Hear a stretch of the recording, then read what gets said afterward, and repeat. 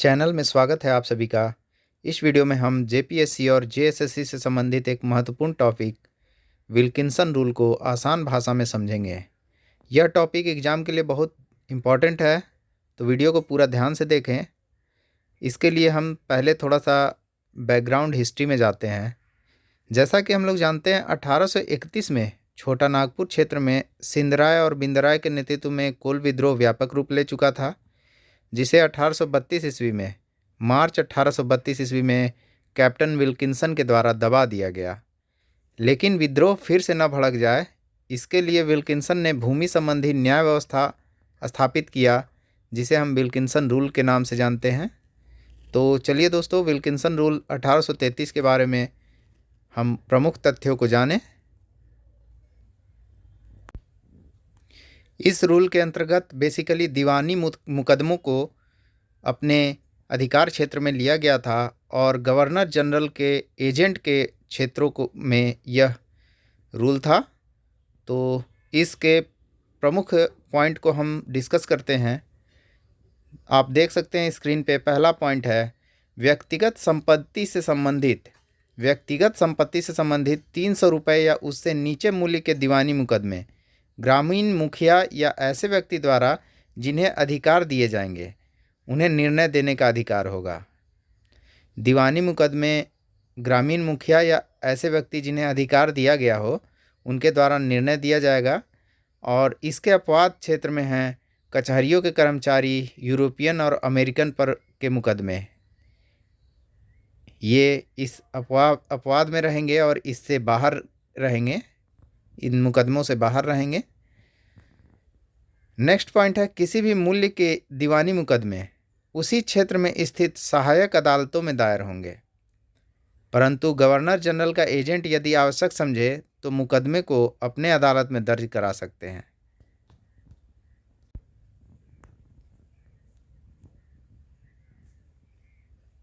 अब देख सकते हैं अगला पॉइंट है 6 वर्ष पूर्व आरंभ किए गए दीवानी मुकदमे उसी क्षेत्र के किसी भी अदालत में नहीं ली जाएंगी, और 12 वर्ष पूर्व के मुकदमे में भी यही नियम लागू होगा। यदि मुकदमा जबरदस्ती जमीन बेदखली का जबरदस्ती मुकदमा हो तो उसे 3 महीने के अंदर दर्ज कर देना होगा। धोखा देकर हड़पे गए संपत्ति पर के मुकदमे को उसके महत्व के आधार पर अदालत सहायक निर्धारित अवधि की समाप्ति पर भी फैसला सुना सकते हैं। नेक्स्ट पॉइंट है सभी मुकदमों की सुनवाई और निर्णय दोनों पार्टियों की उपस्थिति में ही किया जाएगा। दोनों पार्टियां अर्थात दोनों पक्ष की उपस्थिति में ही सभी मुकदमों की सुनवाई और निर्णय लिए जाएंगे। अगला पॉइंट है सभी मुकदमों के आवेदन शेड्यूल बी नंबर 3 रेगुलेशन 1826 द्वारा निर्धारित टिकट युक्त कागज में ही होना चाहिए। एक टिकट युक्त कागज जो schedule b number 3 regulation act 1826 के अंतर्गत फॉर्मेट में था, उसी फॉर्मेट में मुकदमों का आवेदन लिया जाएगा। अगला पॉइंट है बकाया रकम या विवादपूर्ण मालगुजारी की शिकायतें साधारण कागज पर लिए जाएंगे। बकाया रकम या विवादपूर्ण मालगुजारी की जो शिकायतें, छोटी शिकायतें होंगी, उन्हें साधारण कागज पर भी ले लिए जाएंगे। अगला पॉइंट है मुकदमे जो अदालत में दर्ज होंगे उनमें संपत्ति के मूल्य का दावा और उसका सूद वाद पत्र में ही स्पष्ट अंकित होना चाहिए। जो वाद पत्र होगा उसमें मुकदमे जो अदालत में दर्ज होंगे उनमें संपत्ति के मूल्य का दावा और उसका सूद सहित या स्पष्ट अंकित होना चाहिए।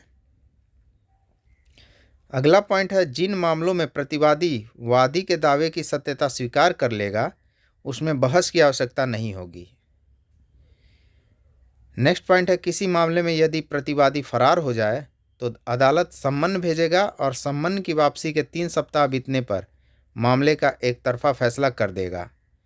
यानी यदि प्रतिवादी फरार हो जाता है तो अदालत के द्वारा सम्मन भेजा जाएगा और सम्मन की वापसी अगर हो जाती है तो उसके 3 सप्ताह बीतने पर मामले को वादी पक्ष के पक्ष में ही दे दिया जाएगा, और ऐसा वादी के भी टर्म में होगा। यानी वादी अगर फरार हो जाए तो प्रतिवादी के पक्ष में फैसला सुना दिया जाएगा।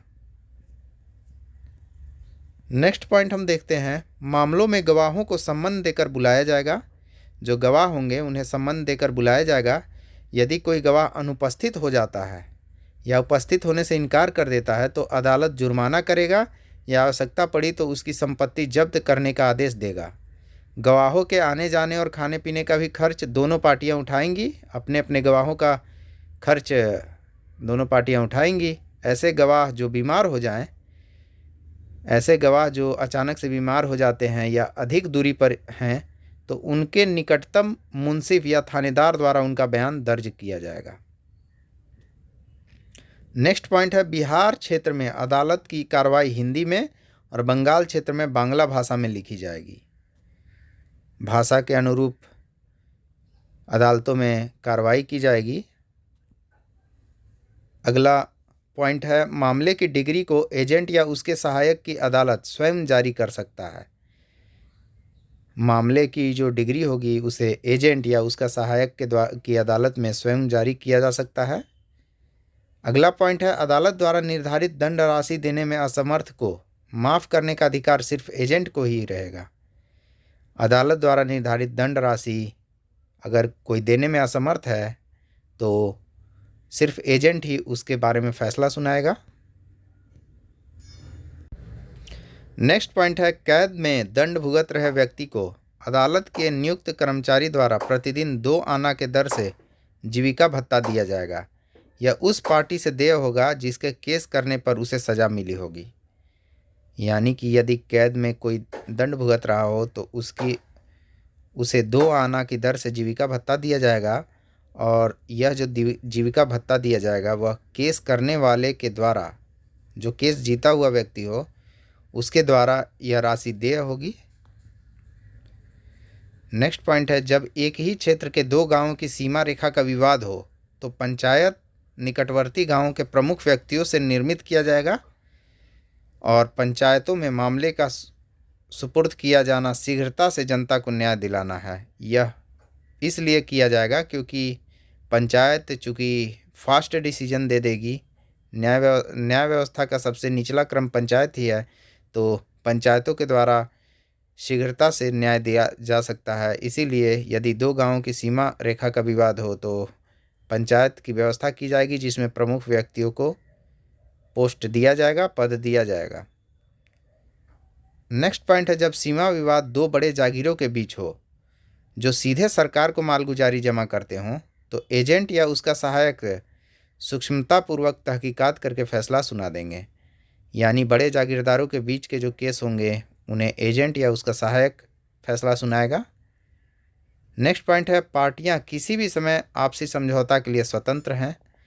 यानी दोनों पक्ष यदि आपसी समझौता करना चाहते हो तो वह स्वतंत्र हैं। नेक्स्ट पॉइंट है, छोटे या बड़े भू संपत्ति के उत्तराधिकार के विवादों के मामले में एजेंट फैसला देने से पूर्व महामहिम गवर्नर जनरल इन काउंसिल से सलाह लेंगे।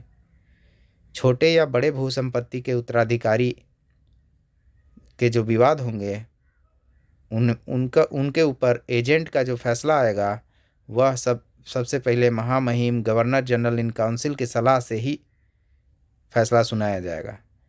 नेक्स्ट पॉइंट है, एजेंट भी जहां सरकार से निर्देश की आवश्यकता पड़े सभी निर्णय पर रोक लगा देंगे जब तक कि गवर्नर जनरल इन काउंसिल को सूचित न किया जाए और उसके बाद उनका अपेक्षित निर्देश न प्राप्त हो जाए। यानी कि एजेंट भी निर्णय लेने में असमर्थ होंगे जहां पे सरकार से निर्देश की आवश्यकता पड़ रही हो और इस तरह के सभी निर्णय पर रोक लगा दिए जाएंगे जब तक कि गवर्नर जनरल इन काउंसिल को सूचित न किया जाए और उसके बाद उनका अपेक्षित निर्णय न प्राप्त हो जाए, तब तक एजेंट डिसीजन नहीं देंगे। तो इस तरह से हमने विल्किंसन रूल को पूरी तरह से पॉइंट वाइज डिस्कस किया। दोस्तों, आशा करता हूँ कि वीडियो आपको अच्छा लगा होगा। वीडियो अगर अच्छा लगा हो तो चैनल को सब्सक्राइब ज़रूर करें और साथ ही इस तरह के वीडियोज़ को देखने के लिए हमारे चैनल के साथ जुड़े। धन्यवाद।